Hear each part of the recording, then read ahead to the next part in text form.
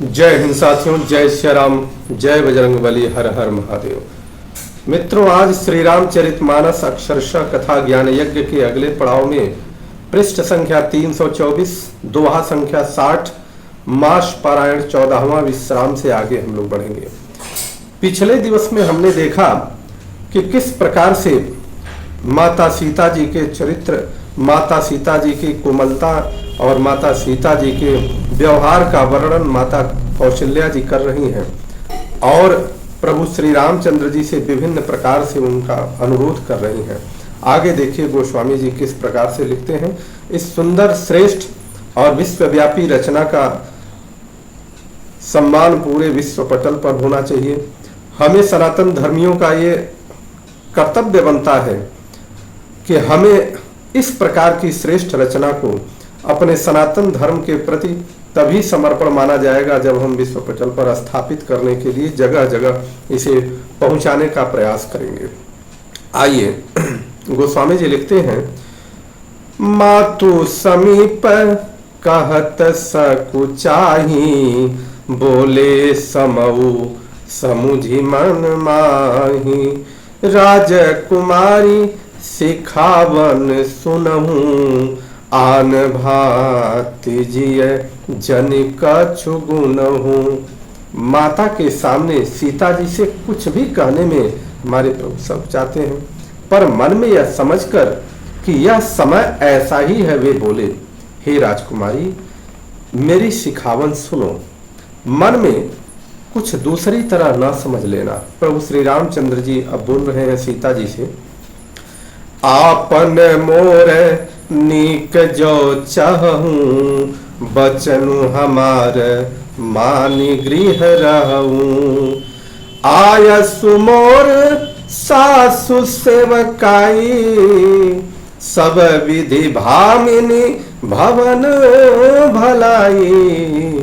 जो अपना और मेरा भला चाहती हो तो मेरा वचन मान करके घर पर रह जाओ।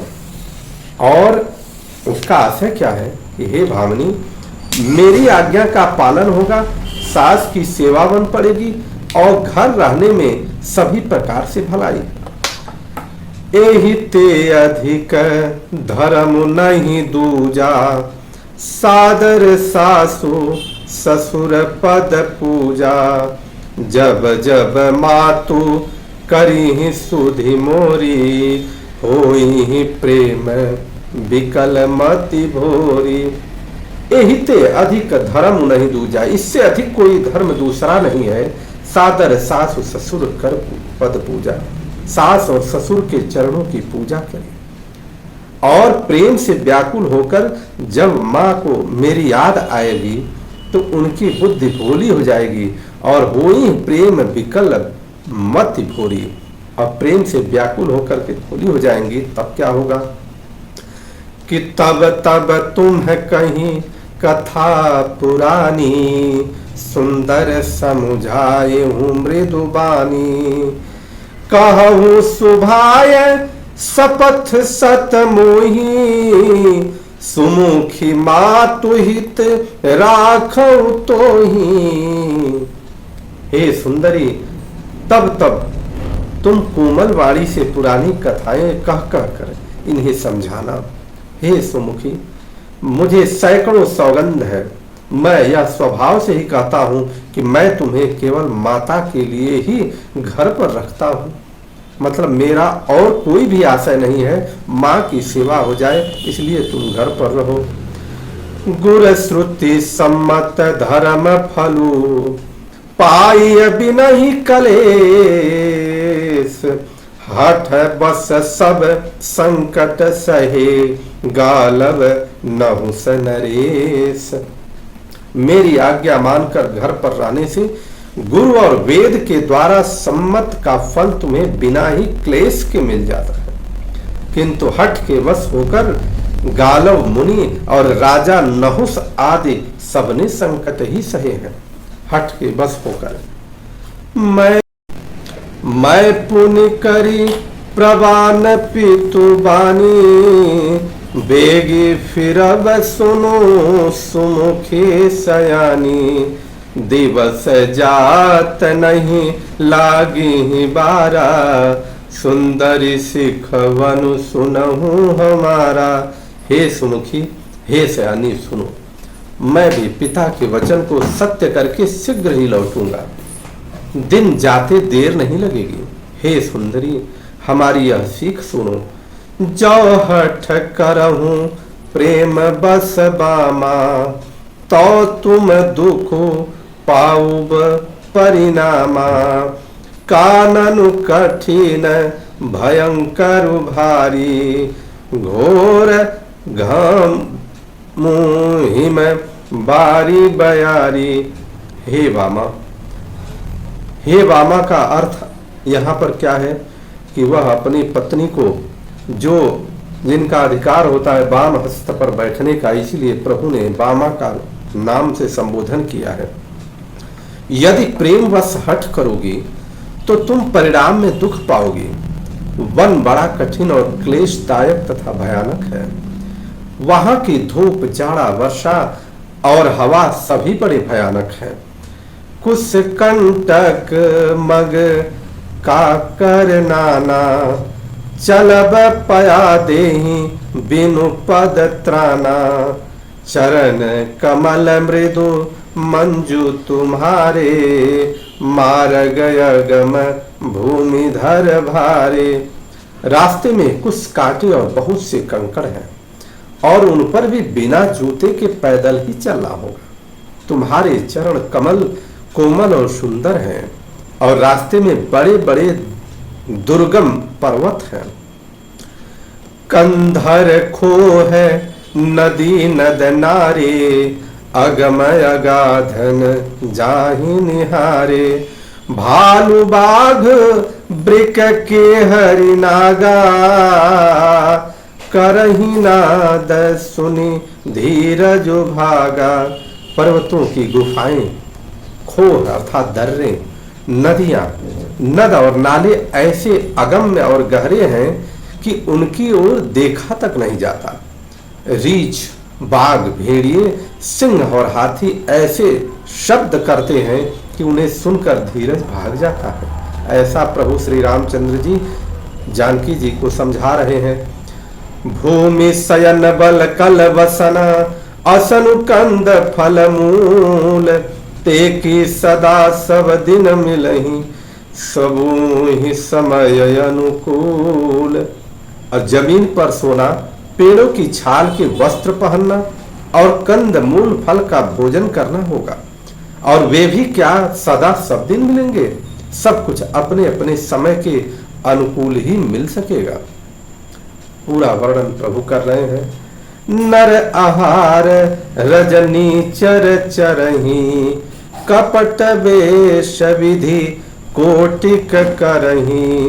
लागई अति पहाड़ कर पानी, विपिन विपत्ति नहीं जाई बखानी। मनुष्यों को खाने वाले निशाचर वहां पर फिरते रहते हैं। वे करोड़ों प्रकार के कपट रूप धारण कर लेते हैं। पहाड़ का पानी बहुत ही लगता है, वन की विपत्ति बखानी नहीं आ सकती। ब्याल कराल बिहग बन घोरा, निशिचर निकर नारी नर चोरा। डर पही धीर गहन सुधि आए, मृगलोचन तुम भीरु सुभाए।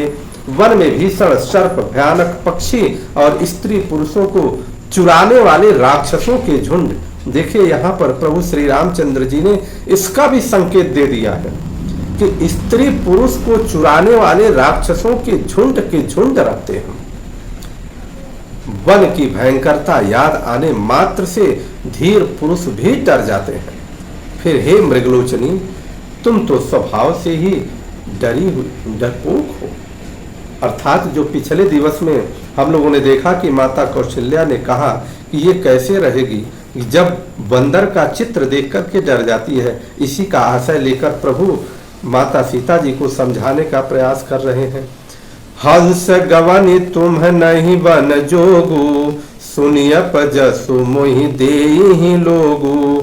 मानस सलिल सुधा प्रतिपाली, जियहि के लवन पयोधि मराली। हे हंस गमनी, तुम वन के योग्य नहीं हो। तुम्हारे वन जाने की बात सुनकर लोग मुझे अपजस देंगे। मान सरोवर के अमृत के समान जल से पाली हुई हंसिनी कहीं खारी समुद्र में जी सकती है क्या? अब प्रभु इस प्रकार से सारा श्रृंगार का वर्णन कर रहे हैं। नवरसाल बन बिहरन शीला, सोह की कोकिल विपिन करीला। रहु भवन यस हृदय विचारी, चंद बदनी दुखु कानन भारी। इस प्रकार से कहते हैं कि नवीन आम के वन में विहार करने वाली कोयल क्या करोल के जंगल में शोभा पाती है? हे चंद्रमुखी, हृदय में ऐसा विचार कर तुम घर ही पर रहो, वन में बड़ा कष्ट है। सहज सुहद गुरु स्वामी सिख, जौन करई सिरमानी। असौ पछिताई अघायुर, अवश्य होई हितहानि। स्वाभाविक ही हित चाहने वाले गुरु और स्वामी की सीख को जो सिर चढ़ाकर नहीं मानता है, वह हृदय में भर पेट पछताता है। और उसके वचन मनोहर पिय के, लोचन ललित भरे जल सिय के। शीतल सिख दाहक भई कैसे, चकई सरद चंदनी सी जैसे। प्रीतम के कोमल तथा मनोहर वचन सुनकर सीता जी के सुंदर नेत्र जल से भर गए। श्री राम जी की शीतल सीख उनको कैसी जलाने वाली हुई, जैसे चकवी को शरद ऋतु की चांदनी रात होती है। उतरुन आव बिकल वैदेही, तजन चहत सुचि स्वामी सनेही। बरबस रोकी बिलोचन बारी, धरि धीरजु उरयवनी कुमारी। जानकी जी से कुछ उत्तर देते नहीं बनता है। वे यह सोचकर व्याकुल हो उठी कि मेरे पवित्र और प्रेमी स्वामी मुझे छोड़ जाना चाहते हैं। नेत्रों के जल को जबरदस्ती रोककर वे पृथ्वी की कन्या सीता जी हृदय में धीरज धरकर क्या सोचती हैं, क्या कहती हैं। लागी सासु पग कह कर जोरी, क्षम विदे बड़ी अभिनय मोरी। दीन्ही प्राणपति मोहि सिख सोई, जेहि विधि मोर परम हित होई। सास के पैर लगकर हाथ जोड़कर कहने लगी, हे देवी, मेरी इस बड़ी भारी ढिठाई को क्षमा करना। मुझे प्राणपति ने वही शिक्षा दी है जिससे मेरा परम हित हो। मैं पुनि समुझी देखी मन माही, पिय वियोग सम दुख जग नाही। परंतु मैंने मन में समझकर देख लिया है कि पति के वियोग के समान जगत में कोई दुख नहीं है। ऐसा हमारी माता सीता जी कह रही हैं। प्राणनाथ करुणायतना, सुंदर सुखद सुजान। अतुम बिनु रघुकुल कुमुदु विधु, सुरपुर नरक समान। हे प्राणनाथ, हे दया के धाम, हे सुंदर, हे सुखों को देने वाले, हे रघुकुल स्वामी, कुमुद के खिलाने वाले चंद्रमा, आपके बिना स्वर्ग भी मेरे लिए नरक के समान है। मातु पिता भगिनी प्रिय भाई, प्रिय परिवारु सुहृद समुदायी। सासु ससुर गुर सजन सहाई, सुत सुंदर सुशील सुखदाई। माता पिता बहन प्यारा भाई प्यारा परिवार, मित्रों का समुदाय, सास ससुर गुरु स्वजन सहायक और सुंदर सुशील और सुख देने वाला पुत्र। इसके बाद क्या कहती हैं। जह लगी नाथ नेह अरुणाते, पिय बिनु तियहि तरनी हूँ ते ताते। तनु धनु धामु धरनी पुर राजू, पति विहीन सबु शोक समाजू।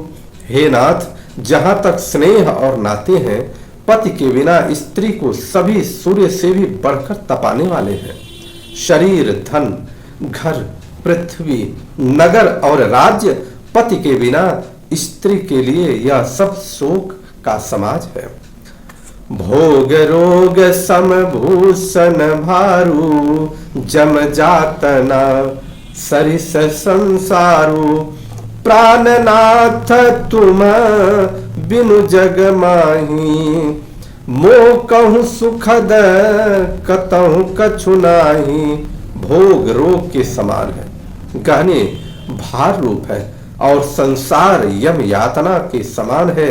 हे प्राणनाथ, आपके बिना जगत में मुझे कहीं कुछ भी सुखदाई नहीं है। जिय बिनु देह नदी बिनु बारी, तेसिय नाथ पुरुष बिनु नारी। नाथ सकल सुख साथ तुम्हारे, शरद विमल विधु बदनु निहारे। कह रही हैं माता जी, जैसे बिना जीव के देह, अर्थात इस शरीर में अगर जीव न हो तो इस शरीर का क्या मतलब, और बिना जल के नदी, नदी में अगर जल न हो तो उस नदी का क्या मतलब। वैसे ही हे नाथ, बिना पुरुष के स्त्री है। हे नाथ, आपके साथ रहकर आपका शरद अर्थात पूर्णिमा के निर्मल चंद्रमा के समान मुख देखने से मुझे समस्त सुख प्राप्त होते हैं। बोलिए माता जानकी की। खग मृग परिजन नगरु बनु, बल कल विमल दुकूल। नाथ साथ सुर सदन समा, परन साल सुख मूल। हे नाथ, आपके साथ पक्षी और पशु ही मेरे कुटुंबी होंगे। वन ही नगर और वृक्षों की छाल हो और निर्मल वस्त्र होंगे, और पर्णकुटी ही स्वर्ग के समान सुखों की मूल होगी। बोलिए माता जानकी की जय। इस प्रकार से इस सुंदर वर्णन को हम लोग को ज्ञान मिलता है। प्रभु श्री रामचंद्र जी ने बहुत प्रकार से माता जानकी जी को समझाया। हमारी मैया कितनी श्रेष्ठ है, इसका प्रमाण भी देखने को मिला कि नारी शक्ति को उन्होंने किस प्रकार का संदेश दिया। इसके लिए भी वह पूरे जगत में पूजनीय है। यह अलग बात है कि हम उस संदेश को माने न माने। और माता जानकी जी प्रत्येक प्रयास के विरुद्ध वह उन्होंने अपनी बात कह दी। आगे अगले दिन आप सभी लोग इस श्री रामचरितमानस अक्षरशः कथा ज्ञान यज्ञ में शामिल हो। अपने घर के बुजुर्गों को, घर के श्रेष्ठ जनों को, विद्वत जनों को, यहाँ तक कि बालक बालिकाओं को भी सुनाने समझाने का प्रयास करें। तब हमें हमारी संस्कृति के हिसाब से समाज का निर्माण हो पाएगा। अन्यथा हम यूं ही केवल बातें करते रहेंगे और हमारा कुछ भी नहीं होने वाला। जय श्री राम। बोलिए श्यावती रामचंद्र की जय। चारों भाइयों की जय। गणेश जी महाराज की जय। हनुमान जी महाराज की जय। वशिष्ठ जी महाराज की जय। माता पार्वती की जय। हर हर महादेव।